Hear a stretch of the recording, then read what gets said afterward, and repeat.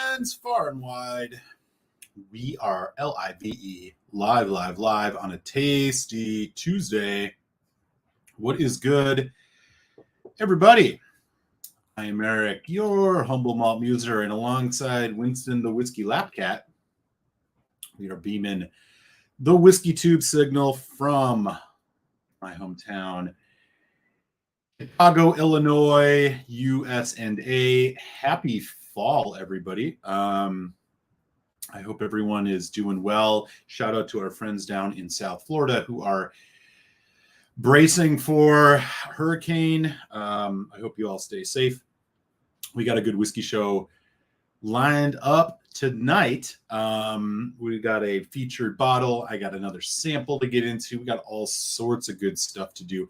But before I do any of that, I want to give a quick shout out to our friend, really, Whiskey Tube's friends over at Sowleg Whiskey Reviews. Sowleg, the Society of Whiskey-loving elderly gentlemen who, as of this morning, were rapidly approaching their 1,000th subscription to their channel. And while they might have hit that, I thought, good folks here on Tasty Tuesday, we could give them a few more and put some icing on the celebration cake. So check out the chat box right now. If you mind taking a hot second and going over and subscribing to Sowleg Whiskey Reviews, those fine gentlemen over across the pond would greatly appreciate it. They do really good videos. You all would really love it. All right. So before we get into the show tonight, I'm warming things up with a glass of apple juice, aka Knockando 12. Before we do everything, I'm going to say hello to everybody who is ponied up here at the virtual bar, getting things started. We got 7 folks in already. What is up? First in the door, it's Marty with the party. Whiskey Nose. Just got this bottle. I'll be sipping along. Fan-freaking-tastic. Good to see you, man. Hello, everyone from Baby Silvertooth. How you doing? I know that reference from somewhere. Good to see you. Thank you for joining. Duluth's in the house, Mr. French. Excited to hear about this one. Hello, Mr. French. How are you, sir? Happy fall to you, a fellow Midwesterner. Somewhere on the East Texas, Western Louisiana border, it's our boy Daniel H. Love the experimental cast from Bruichladdich. Let's go. Slancha Daniel, the man with the wrench. Great to see you, sir. Buffalo, New York, Keen Dreams. Let's get dramming. We will be doing that. In fact, we already are. What do you got in your glass?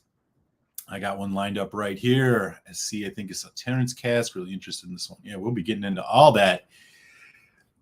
Well, was going to pour a Dalmore 12 I found today, bottled in 2009 to warm up with. Cork broke. Yeah, it's an old dusty, hey? Do report back on that when you get a chance to give it a taste. Yeah, indeed. Right across the state of Illinois, over in the Quad Cities, it's our boy Chris S. holding it down. What's up, Chris? Raise a glass to you. Great to be back here on a Tasty Tuesday with y'all. Nice to see Chris, Los Angeles, in the house. SoCal, it's James Chang. Happy Tasty Tuesday to you, sir. It's going to be tasty indeed. I am expecting Sun Valley, Arizona desert. Leo, what's up, brother? Nice to see you. Here's that link again in the chat. Go give our boys Sowleg some love. Celebrating that 1,000 subs. Check it out. Only get to pour the corks in pieces. There's the other half of the LA crew. Our boy Cohen. Hello to greetings to Muser and the Malt Mongrels. Back at you, Cohen. What's up? On the other side of the continent, New York City's in the house with the Pickled Hound. It's the one and only Jack. How you doing? Ontario is here. Mr. White, holding it down in Ontario. Hello, sir. Another Midwesterner, new Patreon supporter, by the way. Cheers, Brad. Again, appreciate your support on the Patreons. He just joined, and he is joining us today from Detroit, Rock City. Detroit, what's up? It's good to see you. Thanks for swinging on in. All right, y'all. We got 12 folks in to get things started, which is a great crew to me. Cheers, y'all. All right. Little housekeeping. and then we'll get started. First things first, whiskey review dropping this Friday. Foodquig Carchis 2022. The full review, some of y'all may have seen the uncorking here on the live show. Full review will drop Friday. Patreons, check that email inbox maybe after this show, but no later than tomorrow morning. And you will have your early access to the Carchis 2022 full review. Excited to get that out to y'all. Okay. Our featured bottle tonight, which we are going to uncork, actually comes from, a distillery that I absolutely love. And with a little bit of coat pulling by our friend Cohen out there in Los Angeles, I was reminded to pick this one up when I got the opportunity. This is the Port Charlotte from Bruichladdich, their heavily peated line, Islay single malt cask experimental series SC01 2012. We are going to talk all about this, including what's the story behind this whiskey. I'm going to get it in the glass and let this get some oxygen while we go over the tail of the tape here. But do let me know in the chat. Anybody had this Bruichladdich or any of the other experimental series Port Charlottes? Fantastic. Got a fresh Glencairn for this bad boy and a quick-sized dram to boot. Here we go. So, tail of the tape here, Bruichladdich, of course, Islay Distillery, Port Charlotte, heavily peated line. They have a super heavily peated, ultra heavily peated Octomore line. Bruichladdich, probably one of the distilleries that I respect most when it comes to providing us the information that whiskey lovers like us love to have about the whiskeys themselves. So I'm going to give you guys the tail of the tape here on the SC01. So, bunch of writing on here. Here's the big parts. Harvest of Islay-grown barley was raised by 7 of our farming partners within 10 miles of the distillery.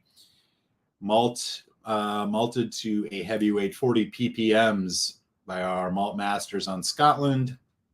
This 2012 vintage has 3 separate maturations. So basically you have barrels of Sherry Butt, bourbon barrels, and ex-Sauternes sherry casks, or wine casks rather.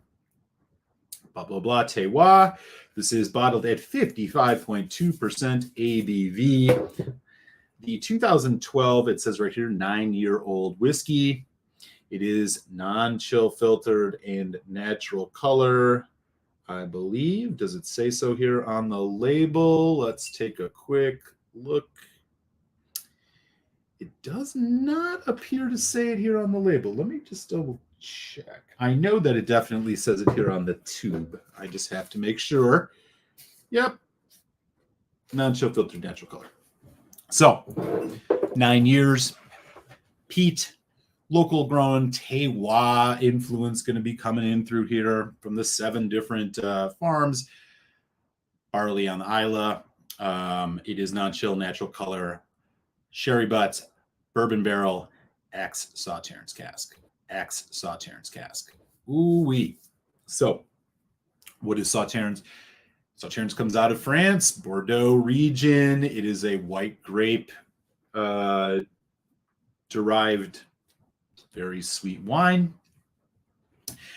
And really brings a lot of flavor, like apricot, butterscotch, stuff like that. Winston's getting ready to have some Laphroaig, it looks like. Hey, buddy, chill out. So, would love to hear if anybody's had this.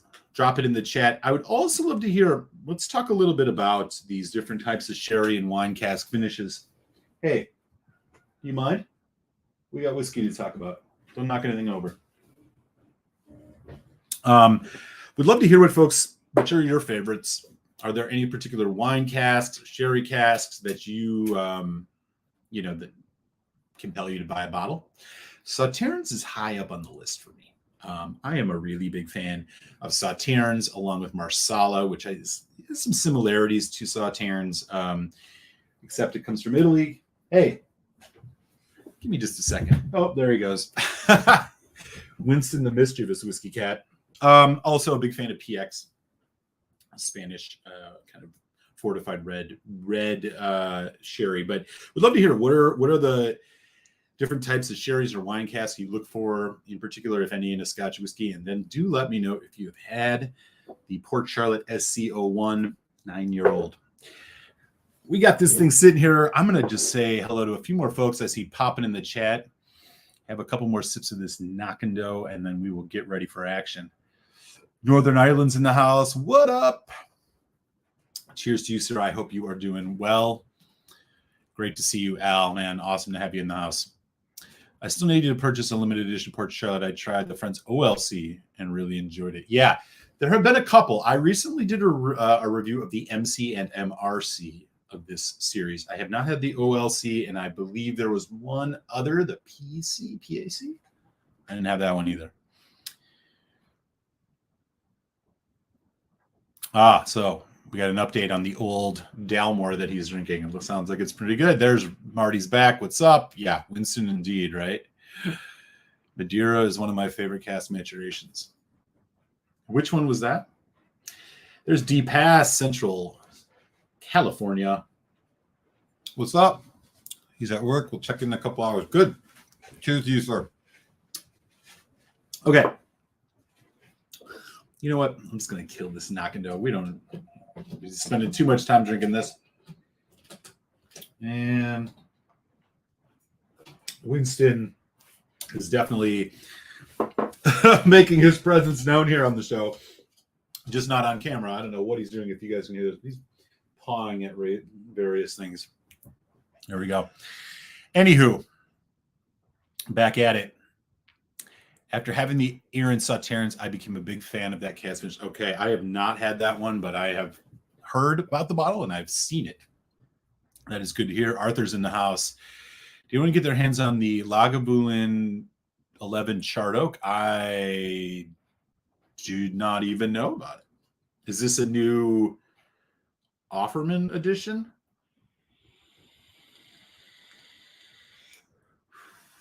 Those seem to be the Offerman style 11-year-olds.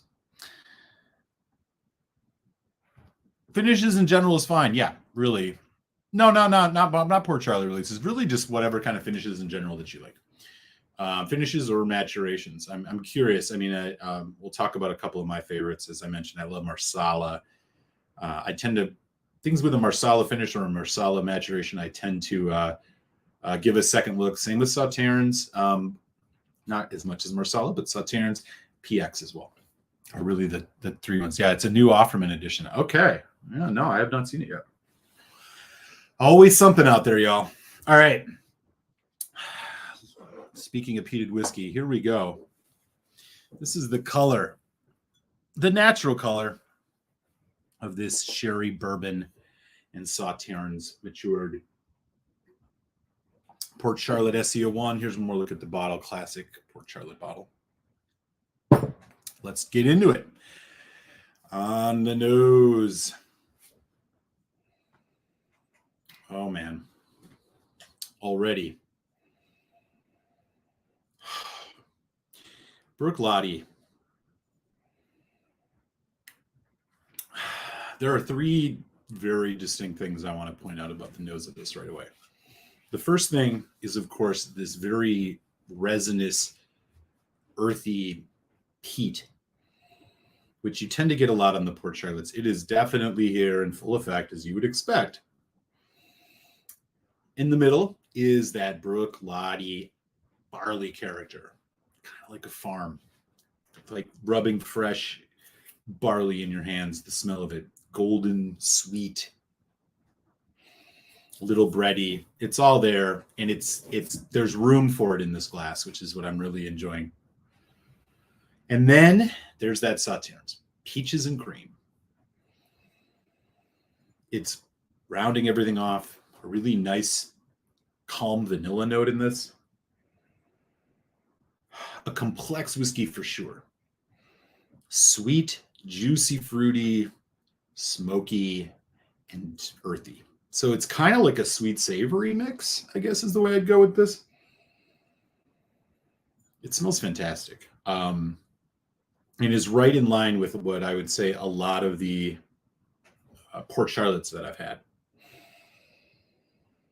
You can really put your nose in this too. And it's 55.2%, and yet, I mean, it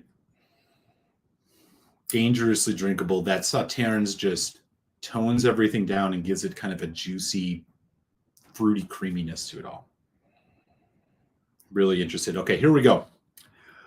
Port Charlotte SCO1 2012 Sláinte Mhath. Happy Taste Tuesday. Great to be back.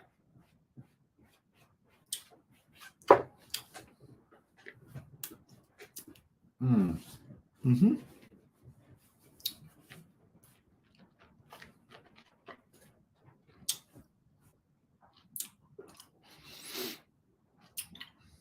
Wow. This is a big whiskey. For sure. Let me clean the palate, do one more sip. Oh, that finish is going to be, that finish is epic, I can tell you already. Here we go.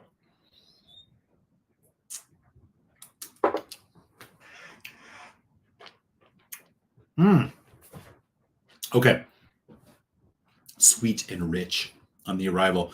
The first thing that really grabs your attention again is this kind of butterscotch peach creaminess that you get from the Sauternes. Vanilla, then the peat, and the spice comes in. It's chili pepper, effervescence from the peat, earthiness, smoke, you know, kind of like a beach campfire, beach bonfire. But the entire way through, there is just this vanilla peachy sweetness on the edge of this whiskey that's both rounding it off a little bit. There's this nice kind of it borders on maple, but it's like more butterscotch, vanilla butterscotch, that whole thing going all the way through.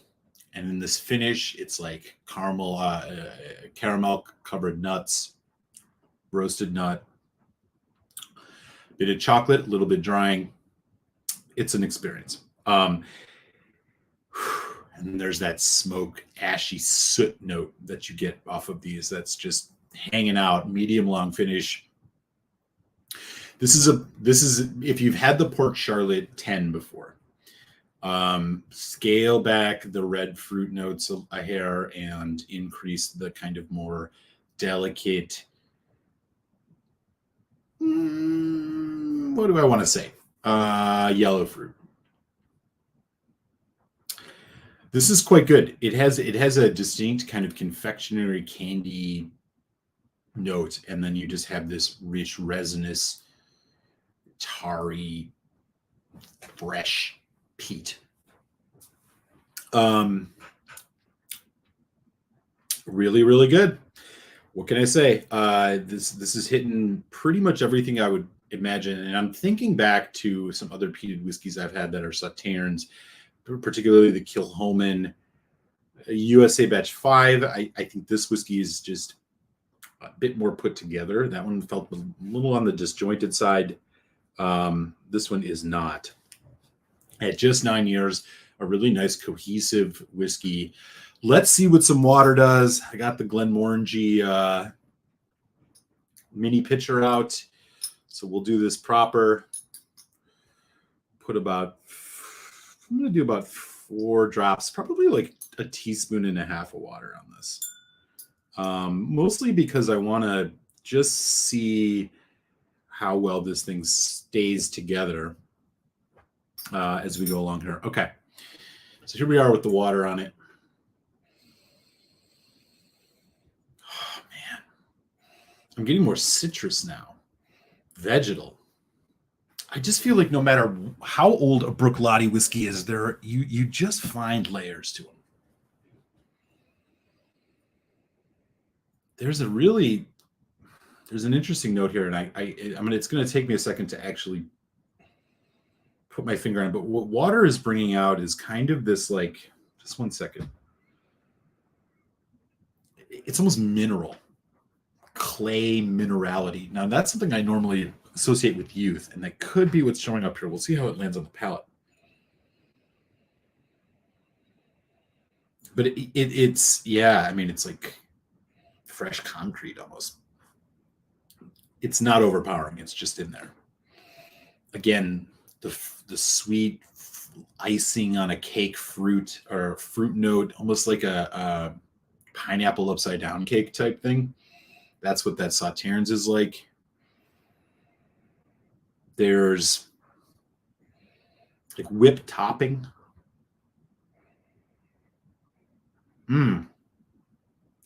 Dessert like for sure, and yet really interesting because of all the peat and the smoke. More peat than smoke, I would say. The water has really toned down the peatiness and increased these more sweet fruit and kind of confectionery notes.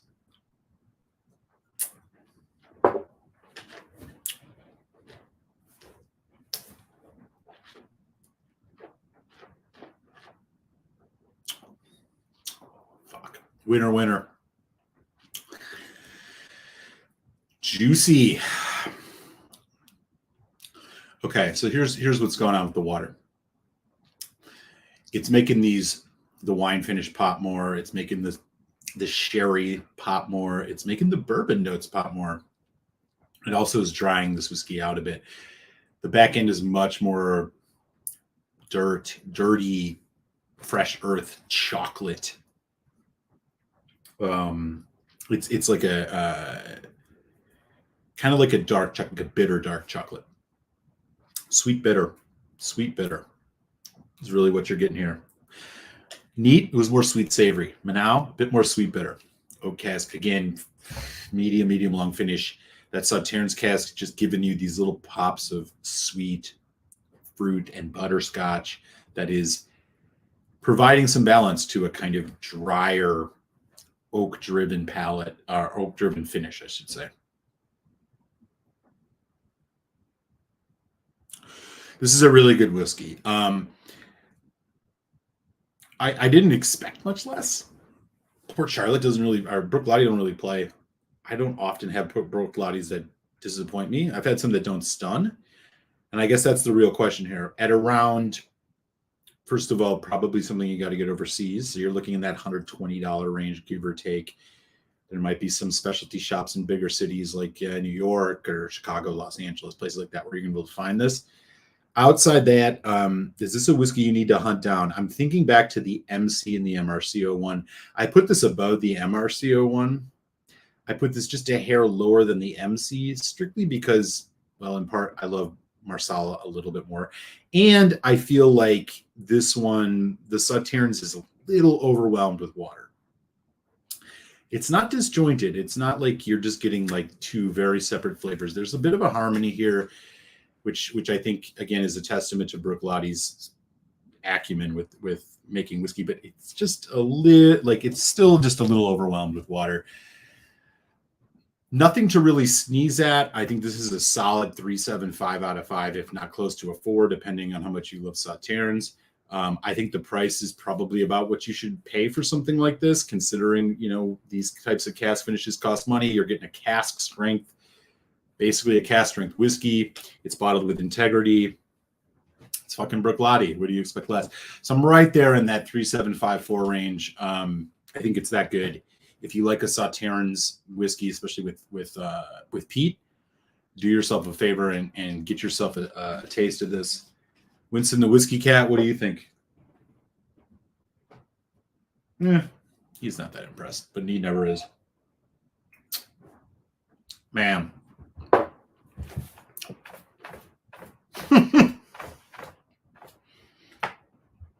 You need something? Boy, there is a richness to this that at just 9 years is like, I have to assume is coming from the cask quality. Do you mind? Come here. Yeah. Oh, you're a sass. Why are you so sassy? What do you think of this Bruichladdich? He only drinks Lefroy, and even that he doesn't like. You're the Carchus cat. Anyways, yeah, really, really stellar stuff here, y'all. Don't take Winston's word for it. Take mine. If you're into this kind of thing, this is the place to go. Bruichladdich, these Port Charlotte Exploration Series lines they're great. The MC and the MRC01 were both really nice whiskeys. I have not had the OLC or the PAC, but I'm sure there was little disappointment with those. And this one is also just hitting all the marks. So I'm sitting right there in that 3.75 4 range. I think the only reason I don't go higher to a 4, and again, this is I will do a full review, so we may see this jump up a little bit. This is just first impressions, so these are preliminary scores, but high scores, good whiskey. Glad I got to try it. Thank you, Cohen, for pulling on my coat about this one. I'm glad I have a bottle of this. I'm really excited to drink more of it. So there we go. All right, y'all. Let me catch up on the chat. We got 15 folks in. What is good, everybody? Let me see what's going on. Where did I leave off? Okay, Offerman edition, charred oak. Yeah, okay. Fuck. Jack the Pickled Hun just ordered the Edgedoor Burgundy matured. Ooh. What's the age on that? 13-year or 12-year? There's Daniel with that Dalmore.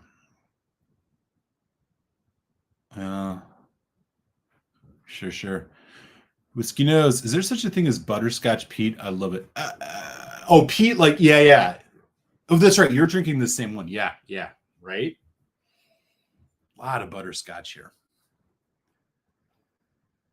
Yeah, with the orange pepper finish too. Yeah, the pepper for sure. I don't know if I got it. Yeah, okay, I see what you're saying. Marshmallow, definitely. Yeah, that's a good note. Yeah, it sounds like it. Did Laphroaig ever do a Sauternes cask or for a cartridge release? Not that I'm aware of. No. The 03, which I don't have, was port wine. The 4 is Amontillado. The 5 is just bourbon cask. 6 is Madeira. 7 quarter cask. 8 Fino. 18 Fino. 19 triple wood cask. 20 was port and wine. 21 is PX. And no. And 2022 is bourbon cask. That review is dropping Friday, by the way. Keep an eye out for it.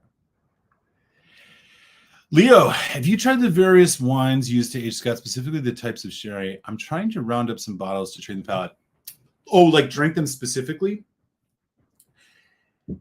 Yes, but I will say the experience I had doing this, I was actually at a bar in Philadelphia when I did this. And they had tons of sherries. Fino. I had a glass of Fino. I had 2 Finos, actually, now that I think about it. I had a Pedro Jimenez, and then there was what was that third one that I did? It was a Manzanilla, I think.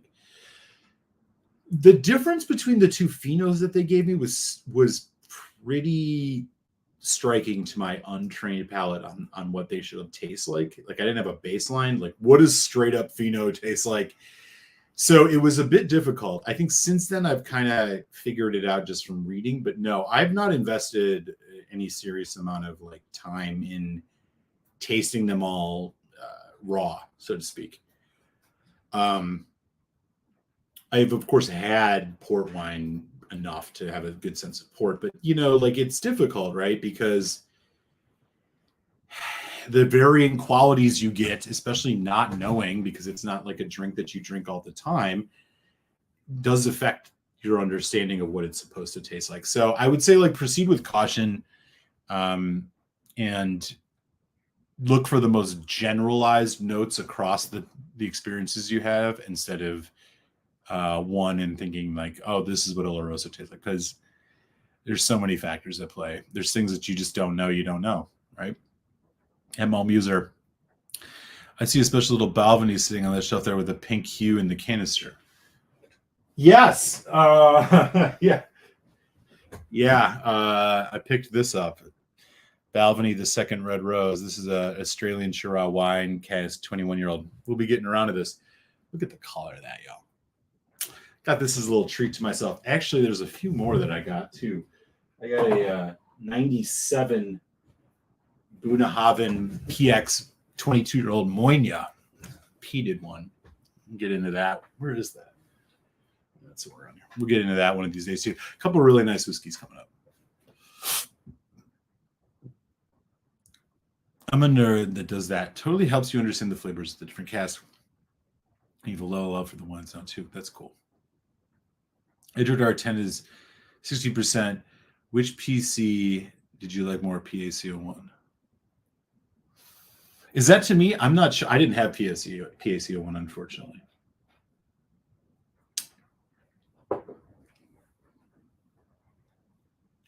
Yeah.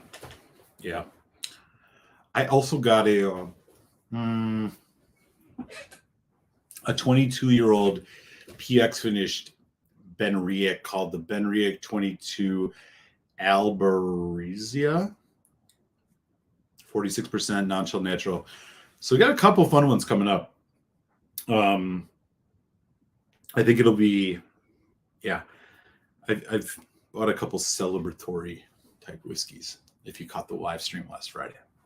Anyways, high marks on this Port Charlotte. This is a dangerously drinkable Port Charlotte. I kind of, man, this is going to be hard for me to put down. This is one of those really, really good ones. Strong, flavorful. I'll be interested, Cohen, if you ever get your hands on this, to hear what you think about it. I appreciate you reminding me to look for this one, because I'm quite glad that I bought the bottle. Even at, it was like 100, I think. Okay, so just a reminder, Friday, Lefroy Carchis 2022 full review dropping. Patreons, this will be in your inbox sooner than later, probably by tomorrow morning. And we're going to move along to another whiskey here shortly. Oh, nice. Yeah, they don't ship to Illinois, unfortunately. There's a couple other ones that do. Emily Chambers. Hey, it's so nice to see you. I recall you're in Florida these days, right? Be safe. Nice to see you, Emily. Yes, thank you. Smash that thumbs up. Appreciate it. Great to see Emily Chambers. It's been a minute. I hope you had a good summer. Yeah, Manzanilla. I like Manzanilla, but Manzanilla is one that I'm a bit more skittish on buying, like full maturation bottles of. I do have a Buddha Haven that's Manzanilla. I like it, but it's not something I can go back to. It's too potent. And part of that is because of the earthy, well, part of it is like it's made in a way where the yeast stays in it much longer. I think it sits on top of it. And that, of course, like imparts a lot more flavor to it. It can be just a little potent, I guess. I like it. It's a very kind of like creamy, nutty flavor, but not probably in my top favorites of the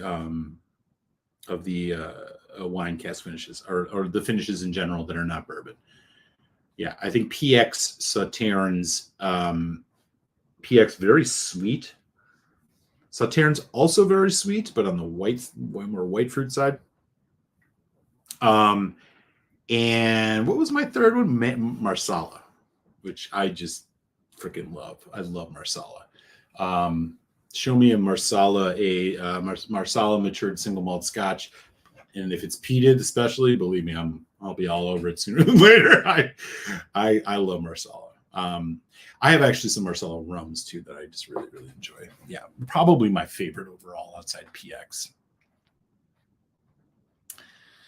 Yeah, it's good to see you, Emily, man. Stay safe, please. I know you know more than we do, definitely more than I do when it comes to how to live in Florida. I mean, you're in Chicago where we don't get those get hurricanes, but I just want to convey my support and love.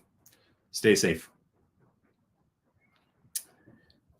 At Leo, you can check out large sherry houses like Lustau and Gonzalez Baez.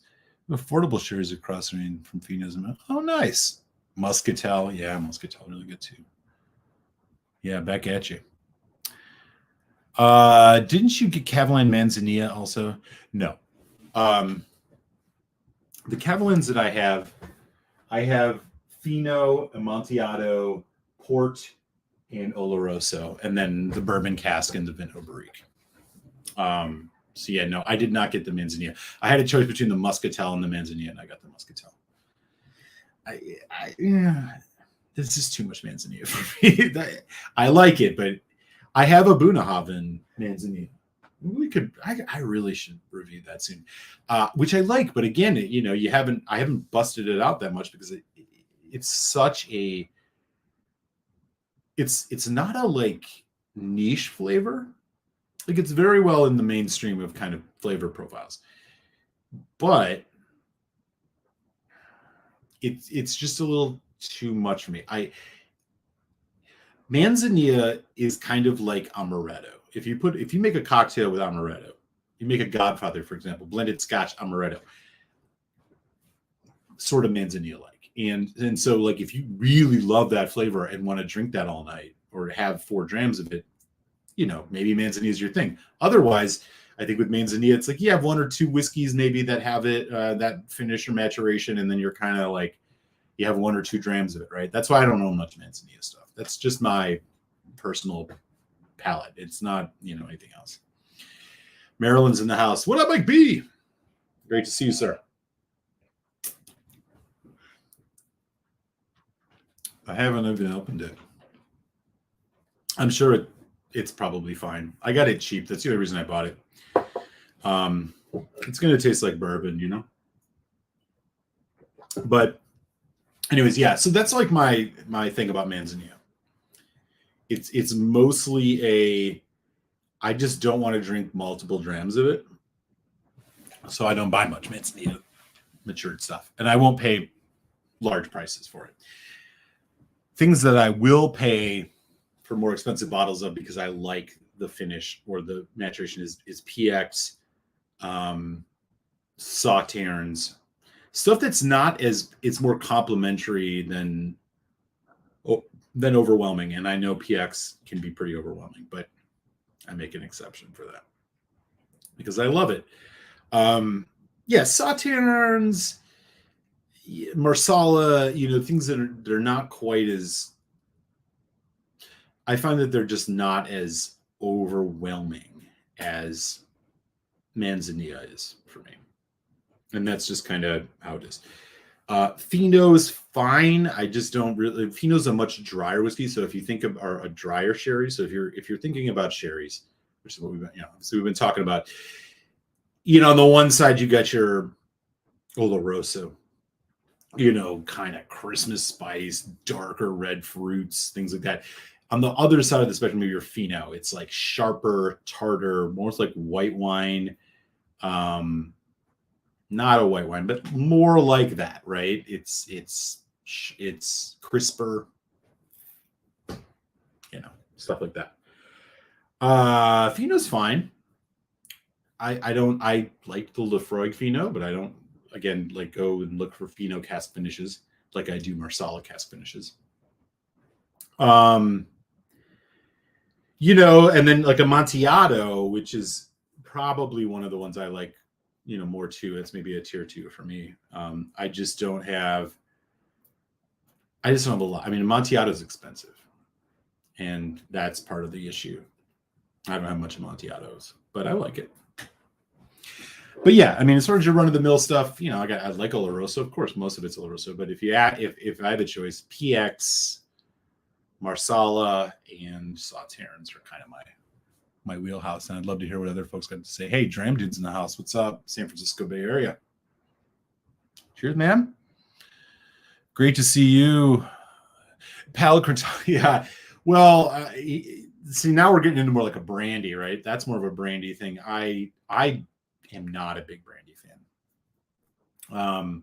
It's one of the reasons why it took me a long time to really, I think, acclimate myself to port, because I felt port had the heaviness and the kind of dense, dark, syrupy fruit nature that a lot of brandy does.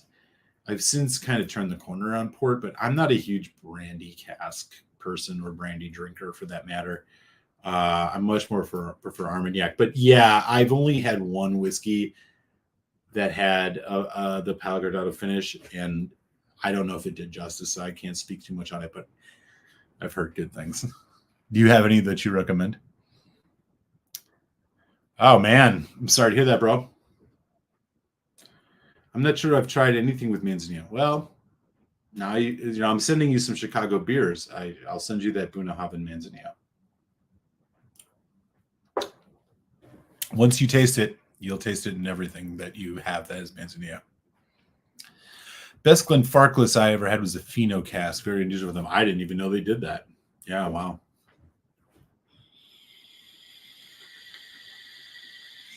Fino cask Glenfarclas.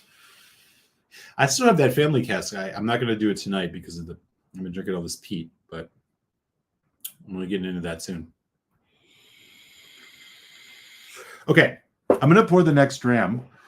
The next dram is a sample. And it is a sample from Mr. Foodquig.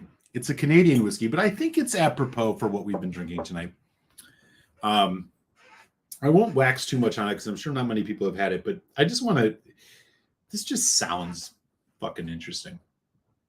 Goodridge and Williams, the Cask Project, Imperial Stout Beer Barrels, 46% ABV from British Columbia.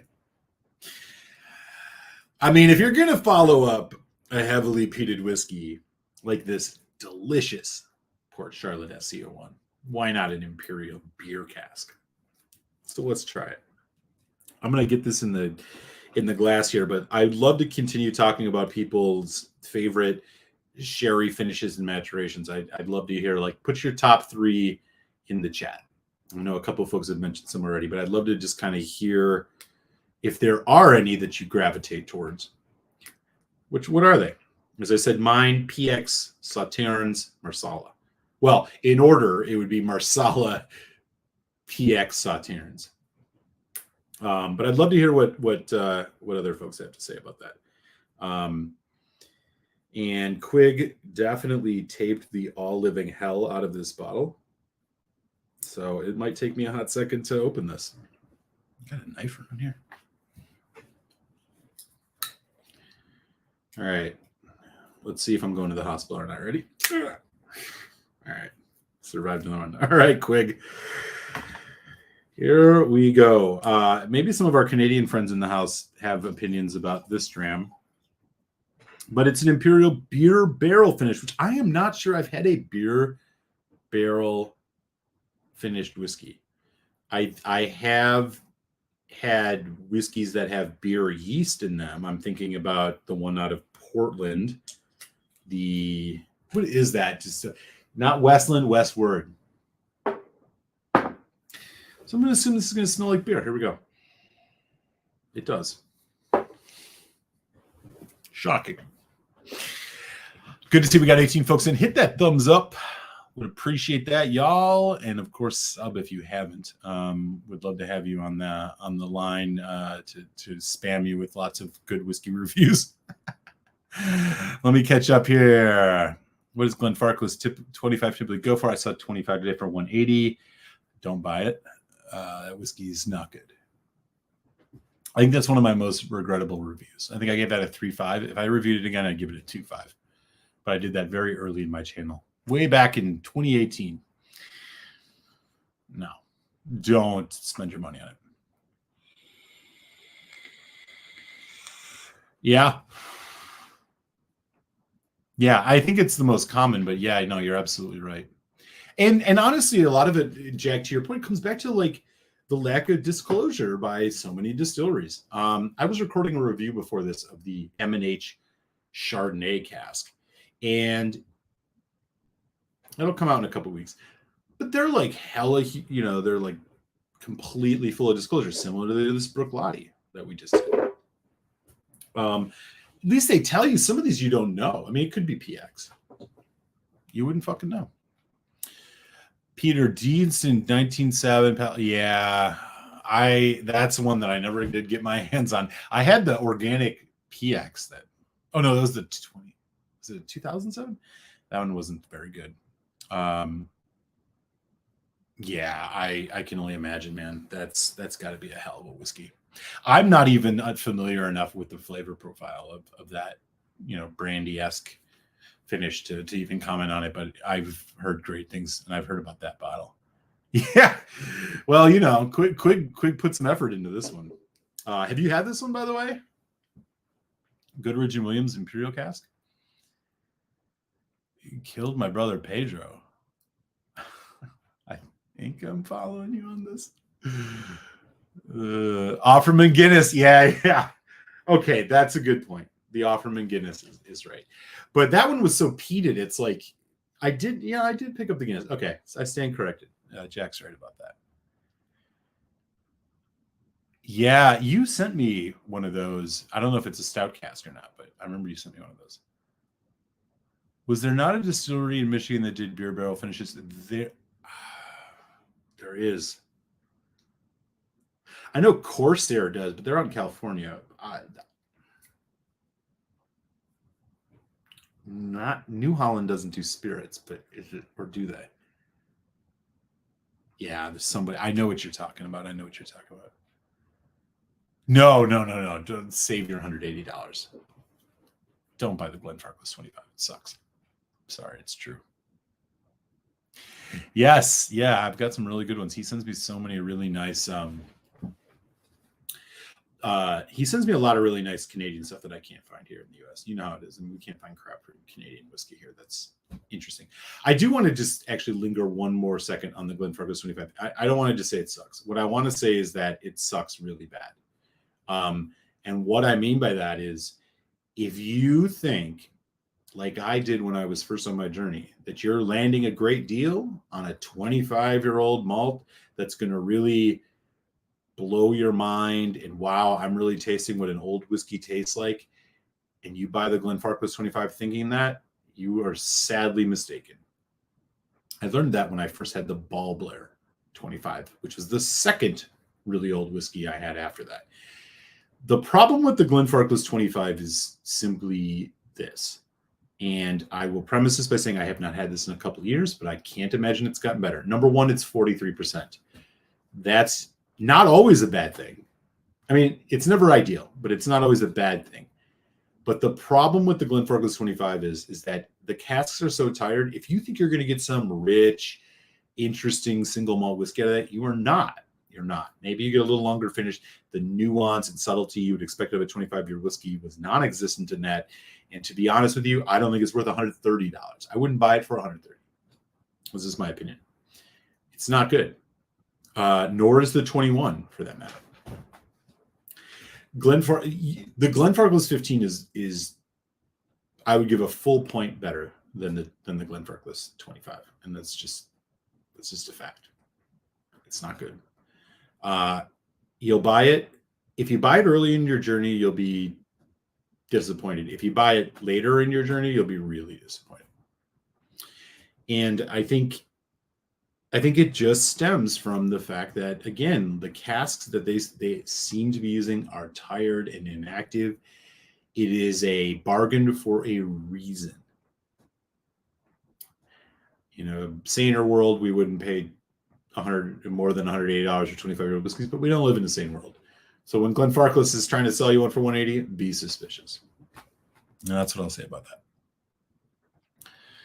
Bardstown Bourbon does some stout finishes. Yeah, I've not had any of them yet. You sent me the peated cask. That's not a bad idea. Maybe we will get into that. I'm going to do this stout cask first, but maybe I'll get into that. I had the Jameson stout cask. I haven't had that one. Not overpowering with some green hop. Okay. I liked the last Jameson that I had was I didn't have anything from that series, but I had the Black Barrel. Actually, I'm lying. I had, what's the other one in that? The IPA. So I guess that's another beer one I had, because I had that at the Jameson thing in Ireland. It was fine. And then, yeah, Glenfiddich has that IPA cask. So, the more you guys talk, the more you're like, oh, yeah, I've had a couple beer barrels. It's just been a really long time. Thank God y'all got better memories than me. Let's take a whiff of this. So this is Goodridge and Williams.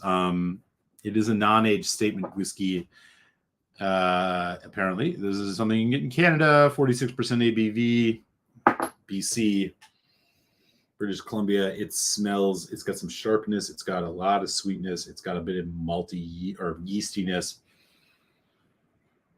I am not a stout beer drinker, really. I'm more of a porter if you're going to go dark, but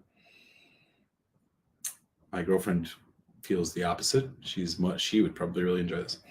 Anyways, it's a very nice rounded nose. It's got some sweetness, a little mint, and kind of just like a full malty grain quality, breadiness.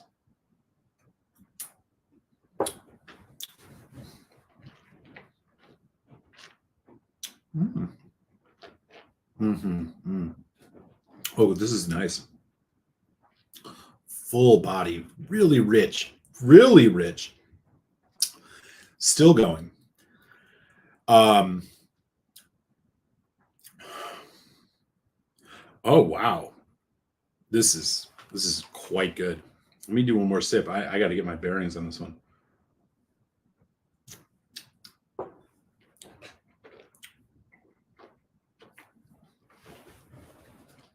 This almost tastes like a chocolate malt. Not like a chocolate malt you get from the custard stand. It has this almost like grainy texture to it. A lot of rich chocolate notes. The beer note is there, but it is not bitter. Like I do get a lot of less stout. It's more on the sweet, balanced side. Malt shows up, getting some sweet apple, fruit, pear, kind of orchard fruits, all working together here. Huge flavor. Probably not something I would drink more than 1 dram of in a session just because it is so bold, but this is quite nice. And the finish is long. It has a bit of a beer finish. You got a little bit of that, what do I want to say? I almost want to say like hoppy effervescence to it. Not super complex, but quite good. And thank you, Quig. Boy, that is a rich whiskey. Huge flavor on that, and very well rounded.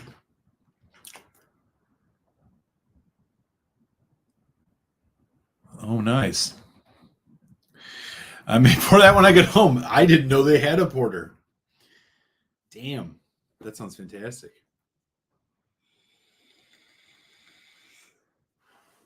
My GlenDronach 18 blew the GF $25. Oh, yeah. Oh, yeah. GlenDronach 18 Allardyce of yore, even probably now, would absolutely just embarrass that 25 Glenfarclas was. 100% agree. 100% agree with you.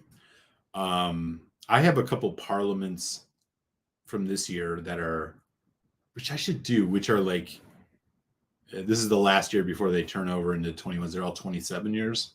I got to do one of those. The Parliament's good. That one is PX, but I still love the Allardyce the most. I do have one of the last year of the like highest age one, and then I have a couple younger ones. Like two. I love the Allardyce. That whiskey, especially when it was at a reasonable price, which now I wouldn't buy it. I mowed for the price, and they chill filter it.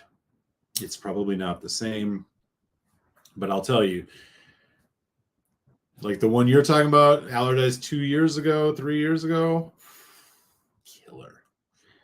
Gold standard for sherry bombs, in my opinion. Rivaled by a few, I think. Unfortunately, I don't think that's the case anymore. But yeah, that's one of those whiskeys where you're like, what? You know, when you don't know that much about Scotch, and you're like, well, this one's 18 and that's 25, and why are they the same price? Yeah, that's why. The Allardyce is just an absolutely stellar whiskey. I haven't had one in quite some time, actually. I do have a bottle open. I should probably get into that one of these nights. We do a revisit the glory days of GlenDronach, right? I mean, I don't have the whiskeys to do the full glory days, but I have some of the whiskeys I got on the tail end of the glory days that are still pretty good.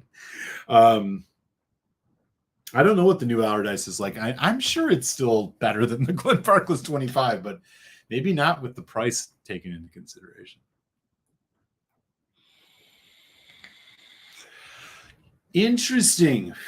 Oatmeal stout whiskey. So that reminds me of something there. So here in Chicago, one of the distilleries that's pretty prominent is Koval, and they do a lot of like oatmeal and buckwheat whiskeys, which are kind of interesting. I think one of them might be a oatmeal stout, but I'm not sure. Yeah, you don't see that on the shelves in the States. I think that's something you have to get overseas, but I'd be interested in trying it. I do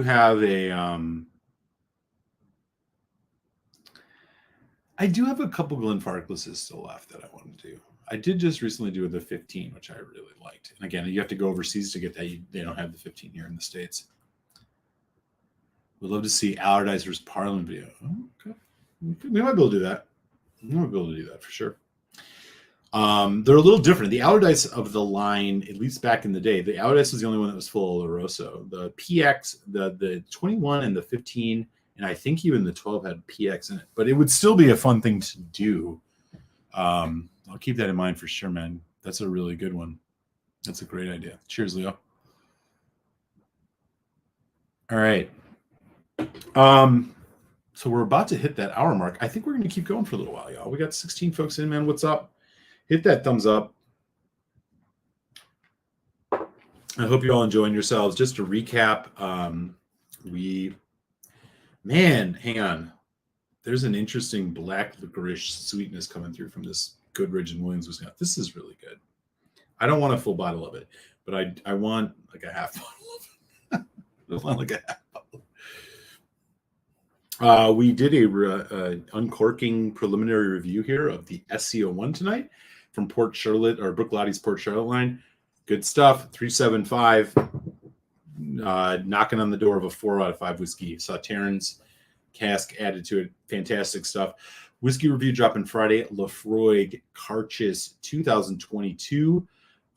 If you are a Patreon supporter, and I know we got a couple of the new Patreon supporters in here, including Brad Porter over in Detroit. Thank you for the Patreon support. That whiskey review will be in your email inbox a few days early. So keep an eye out for that. I think Mike B might also been on Patreon. Maybe not. Sorry, I didn't mean to put words in your mouth. I thought maybe you did. Here it is. First fill Sherry Cask family is the way to go. Yeah, I mean, that's the thing, right? You know, if you're going to pay for it, like that's where the good stuff is at. Yeah, there's that link if folks want to join. Appreciate you on that, Daniel. I think with distillers like Glenfarclas, IB is the way to go. Yeah. Although I don't know if I've ever had an independent bottle of Glenfarclas. I just don't look at Glenfarclas anymore. If you guys remember, I did a review last year of that 21-year-old Glenfarclas that was like a whiskey exchange pick. It was like cask strength. I was like, oh, this is going to be the Glenfarclas, and it still just wasn't that great. Yeah, I'll be honest. Unless I want to invest in a family cask, that's not the distillery for me. Ed James Chang, vintage for 1970s or older. Okay. All right. We're gonna keep going. I think we're gonna do another dram, and I have a sample from Mike B that I think maybe we'll get into this one. The Chichabu on the way 51.5 2019. I think he said it was peated. Check this one out.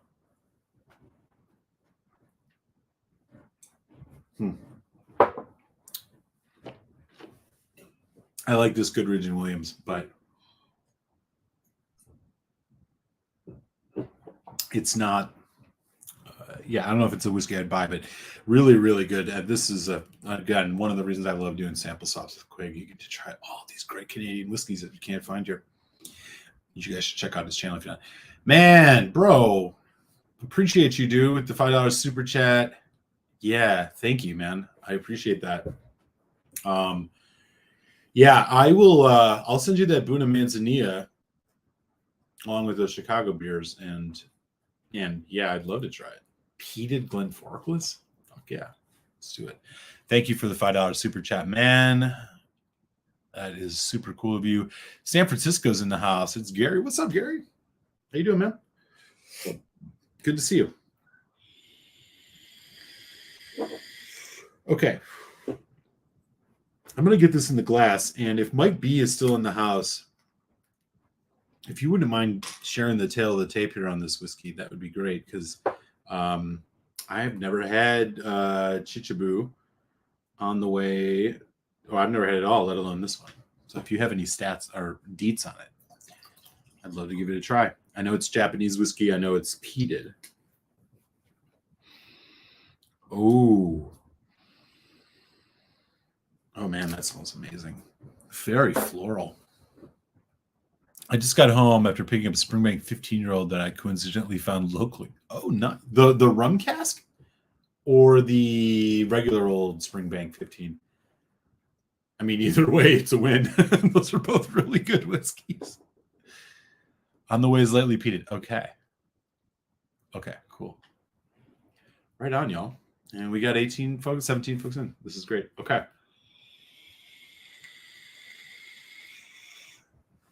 I'm going to let this linger in the glass just a minute and go back to my my palate cleanser, palate starter, the Noctu 20 or the Noctu 12, aka apple juice whiskey. A totally acceptable 40% ABV, which I got at a really good price. It's just a great way to start your palate. That's what this whiskey is good for. It's cheaper than Glenlivet 12 or Glenfarclas or Glenfiddich 12 for that matter. Not offensive in every way.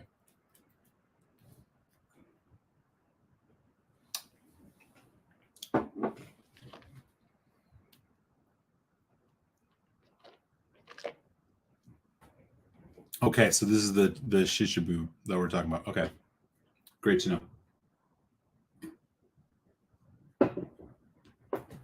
Great to know. Maltmeister, as advertised, it's advertised as peated, but I think it's the same style as Glenlivet and Dura. You're talking about the Fiddick or the Farkless? Where did you find the Glenfarclas peated whiskey? And where? I don't know, I'm skeptical. I want to try it. I'm not skeptical. I need more information. Where did you find this? I didn't even know that this was a thing that existed. At Cohen, I never tried vintage port. Would you recommend a bottle? What bottle would you recommend for a beginner? Yeah, that's a good idea. I'd love to hear it. All right.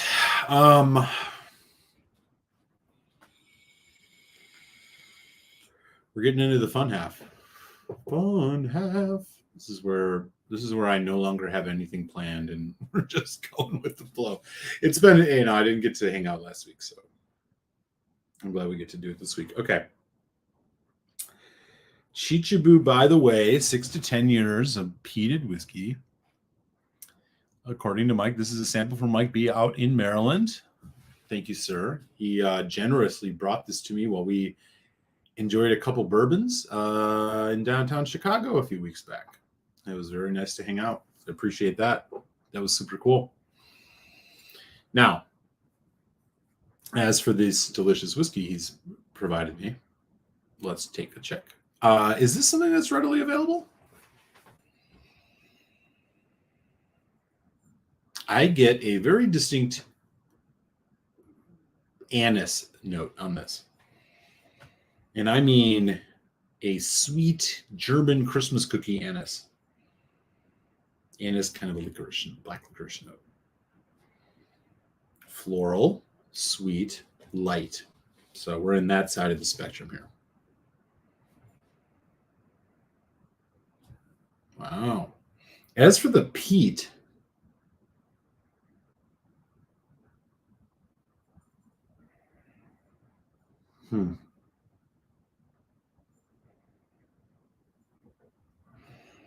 yeah, it's a little bit here, but it's not I mean, this isn't like your Isla peat. This is again just an example. I think probably peated cask, or there's some peated malt in here. I mean, the peat is an accent. It's not the main event.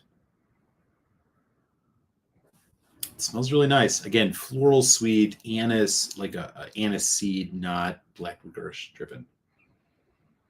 And I don't mean as anisey as like a Raka or as Sambuca or something like that. All right, let's give it a taste. Cheers, Mike. Happy Tasty Tuesday again, y'all.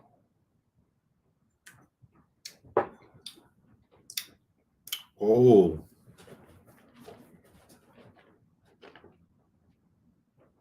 Boy, oh boy. I've been really amazed by the whiskeys tonight. This is nothing like I expected. Probably some bourbon cask in here. This is a much richer whiskey. This is one of the more rich Japanese whiskeys I've had. I also want to say that this has some Mizunara qualities to it. In that graininess, in the kind of spice, the soft spices, the incense note. Incense isn't right. Let me take that back. It's more like what's the word I want to use? Savory spices. Wow. What was the ABV on this? I mean, this drinks like a 42% or 51.5. Okay. Holy shit. Yeah, the Mizunara here, I might be, you're going to have to tell me. I would be surprised if there's no Mizunara oak in this. Because I feel like I can smell it, but that could just be ignorance.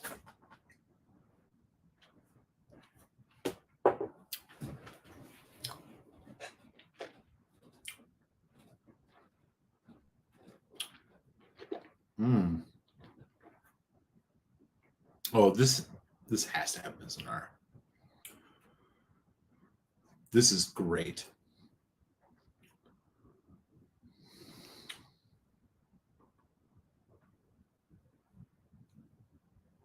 Wow. Stunningly good.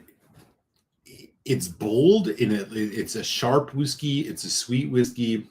This is sweet spice. I mean, this is chili pepper hot on the palate. Not hot from alcohol. I would be confounded if there's no Mizunara oak in this because I'm getting that kind of greeny, fulsome umami note prominently, to be quite frank. And it's kind of keeping that peat at bay, and the peat is just adding an accent to it that's fresh in the Lefroy sense. Really, really good. Wow. Okay. I'm sorry, y'all. I'm just going to put this in the old Google machine just so I can learn a little bit more. This is Chichiro or Chichibu. I'm sorry, and I'm probably mispronouncing it. My girlfriend is Japanese. She could probably pronounce this. Where are you when I need you? Much better than I can. It's called On the Way. Ishiro. Okay. I think I found it.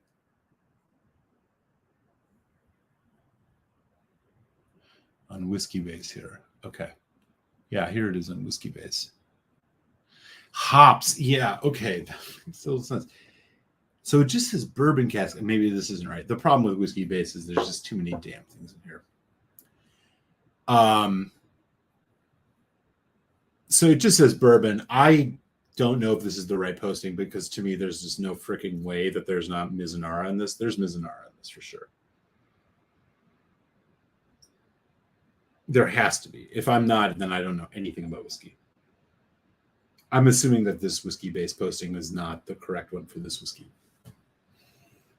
It's light, it's floral, but it's got punch. I mean, this is the sophistication of Japanese whiskey right here.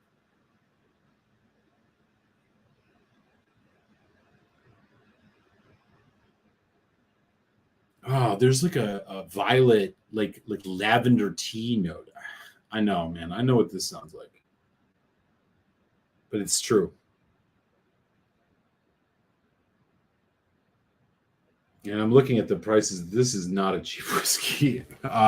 If this is anything, I mean, this posting is probably not the right one for this, but it looks like there's multiple releases. I mean, yeah, this is not a trivial whiskey, so it might be. Again, thank you for this. Please let me know, and I'll let me know if there's Mizunara. There has to be Mizunara on this. I can smell it. And if not, why wouldn't they advertise it? I mean, Mizunara is so expensive. That's part of the, Japanese oak. The story behind Mizunara, the reason they started using it in Japan, first of all, you got to wait for like 200 years before you can use it. It's because during World War II, they were basically trying to make Scotch whiskey in Japan. It was all malt driven, but the problem was obviously couldn't get bourbon casks from the United States for obvious reasons during World War II, and so Mizunara oak started gaining prominence. That's where that comes from. It's very rare and stupidly expensive. But I'll tell you, it is all over this whiskey.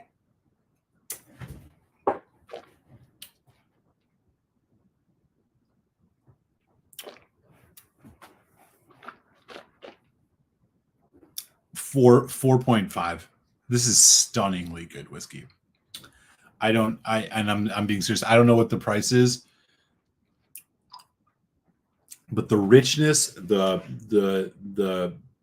marriage of the spices and the peat.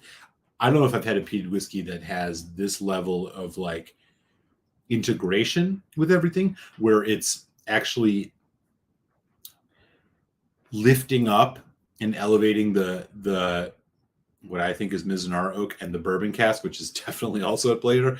It's like elevating some of the notes of that while still maintaining a little bit of its own distinction. This is a masterclass whiskey. Whatever else I can learn about. Okay, I'm going to try and catch up in the chat. Okay, there's Gary. Hey, Gary. I'm way behind. Lightly peated. Yep. At Malmuser. Oh, you were talking about the Glenfarclas there. Okay. Sadly, a little hard to find. Okay. Let me know about the Mizunara thing, though, because it's unmistakable to me. Oh, the Farkless peated was an SMWS. Okay, cool. Gotcha. It's mainly ex-Bourbon with some Mizunara and peat. Okay, yeah. Okay. I was gonna say, if there's no Mizunara on this, like, what the fuck am I tasting? There's no way a peated whiskey tastes like that. That is not a peated whiskey note. Okay, that makes me feel a little bit more sane. At James Chang in 80s vintage, and they haven't changed into the 70s. Oh, you're talking about the port. This is the 2019. Okay. Let me see if I can add that to this. 2019 Chichu, by the way. Here it is. Oh, yeah. Okay. Yeah. Dried oranges. Interesting. I don't know and that's a note that I didn't quite get, but yeah, there's a lot of notes on here. Okay. Yeah, wow. This is a stellar whiskey, man. Sandalwood, yeah, right. But here's the trick: describe sandalwood. What does sandalwood taste like?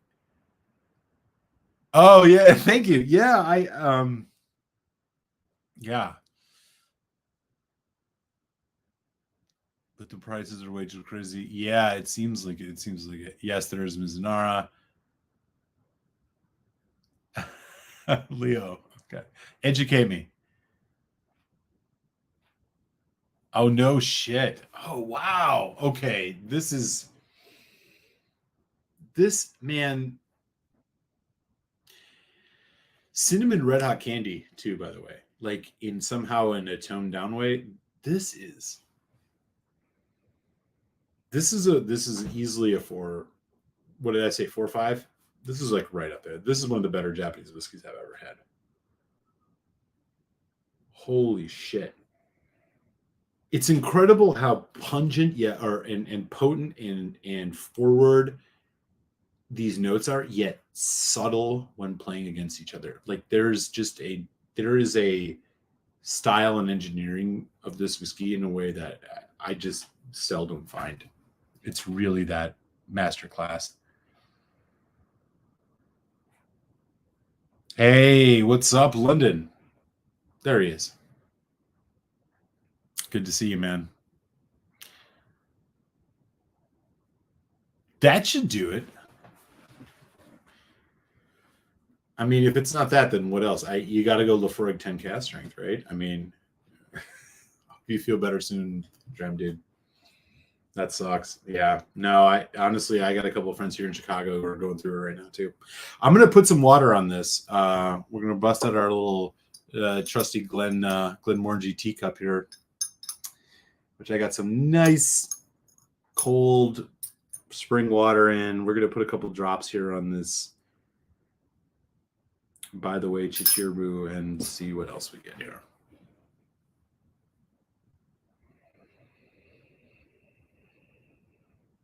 Man, florals all day. Mizunara.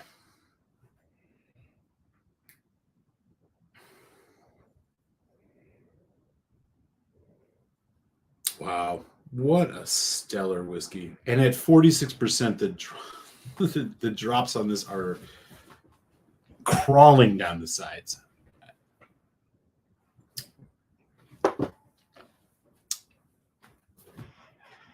Might be, man, if you ever wanted to have liquefied gingerbread with some fun spices in it, this is your whiskey. Mike B again down in Maryland. Thank you so much for this sample. This is a real stunning whiskey. There's no other way to put it. Stunningly good. I'm a little bit off kilter now because I'm like, here we did this Port Charlotte and all these, and now I'm like drinking this. I'm like, this is next level. Again, Mike B, I had a really good chance. And by the way, if any of y'all are ever in Chicago, hit me up, Maltat Muser. Mike B and I got to meet up. Sadly, it was on Labor Day, so there were only a few bars open that we could hang out at. They weren't the best whiskey bars, but we had a really great time and drank some good bourbons and talked whiskey. Would love to see folks if they can do it. But yeah, this is a masterclass. This is probably one of the better Japanese whiskeys I've ever had. And it's just stunningly good.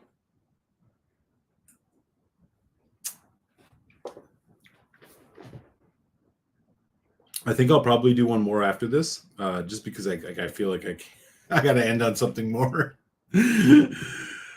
something more regular. But holy Christ, what a whiskey! Let me catch up here on the chat. We've still got 18 folks in. What's up? I haven't, no, but I'm gonna get it soon. The minute it shows up in Chicago, I'll get it. I'm not gonna order it overseas, but I'll get it soon. That's the one, as I've told people, like this is going to be the make or break. Well, not make or break, but this is going to be the one that answers the question of what the 14 was, which is, was this just a rushed whiskey, or is this actually just was it just was it a rushed whiskey because it's going to be, they're going to pump out more of this now and it's going to lower its quality, or was it just a one-off? That's what we're going to find out.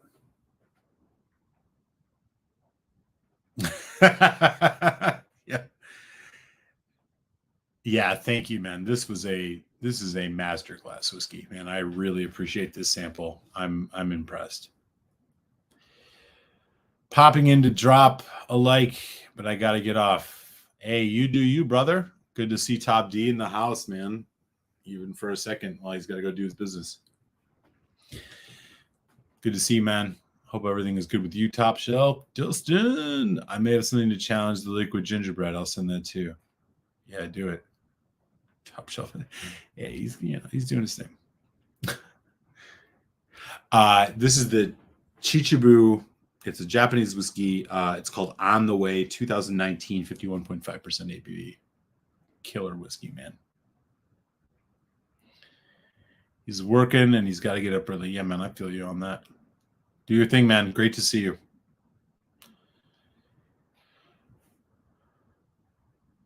All right. Okay. So I'm going to do one more. This is hot. I feel like the only thing I can say negative about Japanese whiskeys of this caliber is like it's just too perfect. Like it's too refined. It's too like they try too hard. Like I want something a little more rugged. I want something with like imperfections. Like that's the only way I can really come at this. And with the flavor profile of the ginger and the Mizunara, like I gotta find something that's either going to completely overwhelm it or complement it. So I'm looking over here at the old whiskey shelf. And I know I normally just grab a Lefroy in situations like this, but I've been talking a big game about Marsala, so I'm considering that. But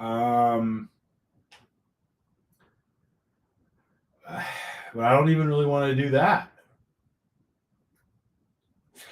I know what I'm going to do.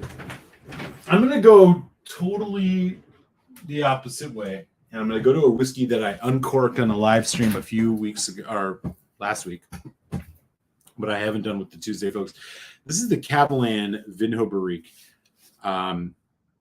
Barrique's small casks, Vinho wine. This is a stunning, awesome, amazing whiskey.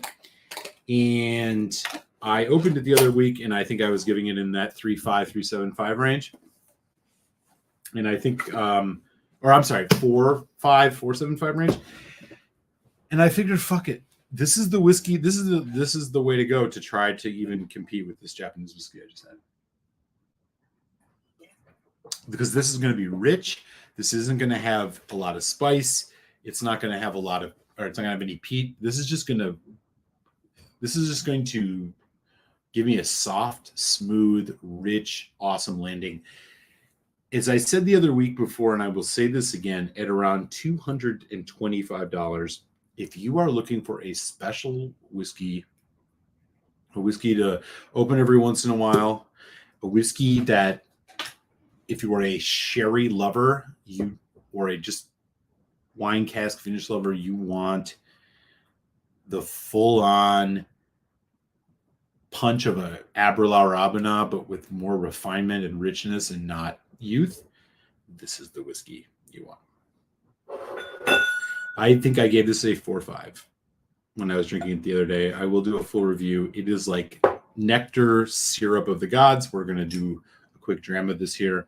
I'm going to go immediately to my old school Glenmorangie kettle here and drop a little water on this bad boy just to get us right. And we're going to ride off into the sunset with a Catalan Vinho Barrique, a whiskey that I think, bar none, if you are a big Scotch head, you need to own. It is that good. I'm not saying it's the most complex whiskey, but what it does is unrivaled. This one, by the way, is about 6.5 years old. That's the color. That's what Taiwan does to it. This one's about 6.5 years old. This was bottled in 2018. Yes. Non-chill natural, 57.1% ABV. Bada bing, bada boom.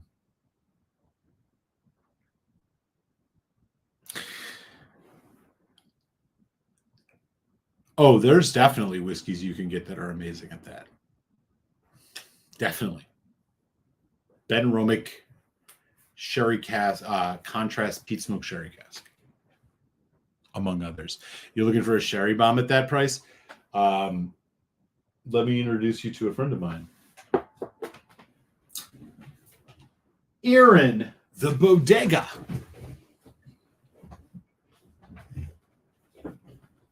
It'll be even cheaper than that. Sorry, hang on, my chair is caught.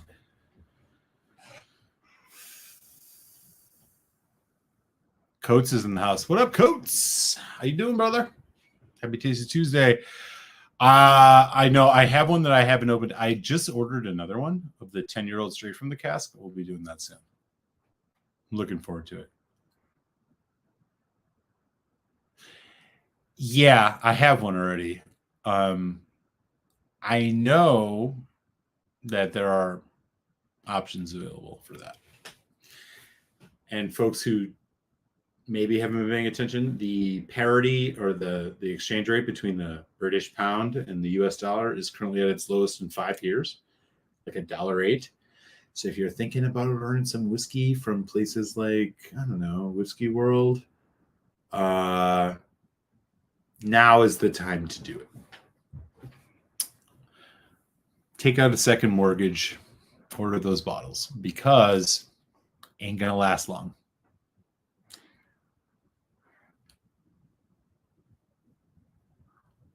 Yeah, I just gave you a hint on that.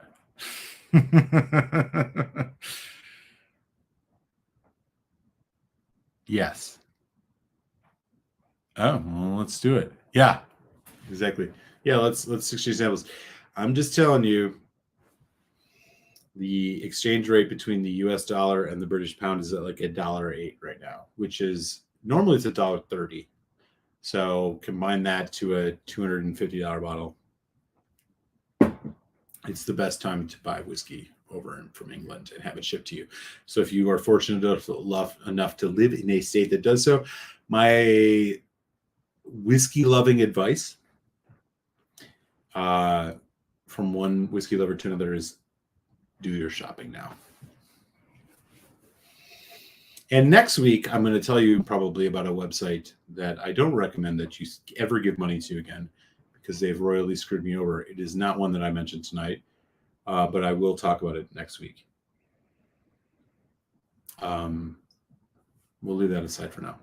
But yeah, if you know about the whiskeyworld.com, Chandrum.com, those might be places you want to go do some shopping on tonight.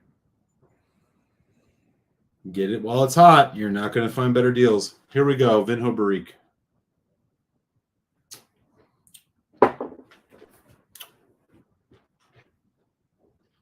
Sweet Spice Sherry Masterclass. The flavor is huge. It's actually more complex. I know I tried to poo-poo the complexity. I actually want to take that back. There's actually a good amount of complexity here. Medium compared to some others. So much richness. Dark, red fruits, pear, light fruits, oak cask spice in the most subtle and refined ways, just giving it backbone and integrity, so it's not like you're just drinking syrup. A fantastic whiskey. And it'll do exactly what you want it to do every time you drink it.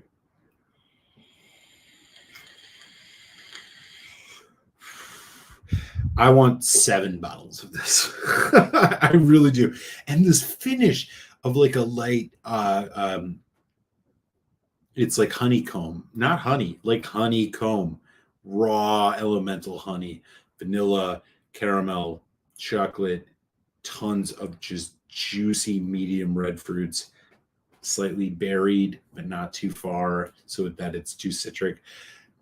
Slightly stone fruit, but not too far that it's overly dark and powerful. Like it's all right where it needs to be. A great whiskey. Absolutely great. And with this, I am going to get us ready to sign off. I will mention again one more time. Whiskey review dropping Friday is Laphroaig Carchis 2022 Warehouse One. If you are a supporter on Patreon, patreon.com/maltmuserwhiskey. Shout out to a couple of the new folks, including Brad Porter, who just joined. This whiskey review will be in your email inbox no later than noon tomorrow. A good whiskey, for sure. We'll be back here next week.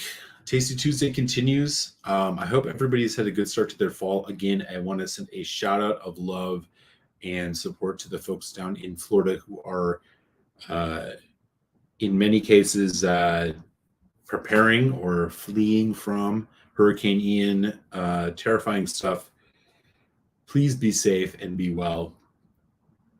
And for everybody else, do show your support and keep them in your thoughts as we head into what is going to be a very perilous next 48 hours for our friends down in Florida. With that, I will raise this glass. I'm going to go listen to some King Crimson records and just chill out. And I hope everybody else has a really great rest of their evening. Smash that thumbs up on your way out the door. And if you haven't subbed, I'd love to have you on board. Hope you guys enjoyed this show. Keep an eye out for that Whiskey Review Friday. And, of course, I will be back next Tuesday on a Tasty Tuesday for more tasty whiskeys here on Mo Measler Whiskey Reviews. Much love to everybody. It's lunch about.